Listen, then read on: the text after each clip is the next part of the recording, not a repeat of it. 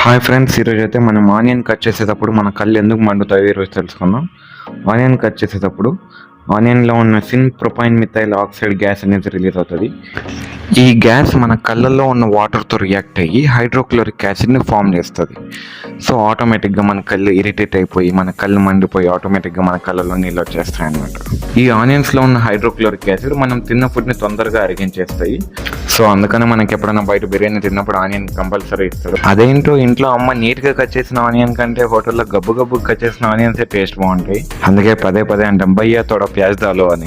And ఆనియన్స్లో మనకి high anti oxidants ఉండడం వల్ల మనకి హార్ట్ అటాక్స్, క్యాన్సర్ ఇలాంటివన్నీ రాకుండా ఉంటాయన్నమాట. అమ్మ ఏం వంట చేస్తున్నావు? మా స్మెల్ అదిరిపోయింది.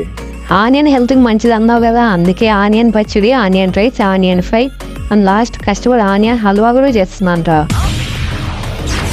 మీకు కూడా కావాలా ఫ్రెండ్స్ ఆనియన్ హల్వా? అయిపోయింది నాకు కథం.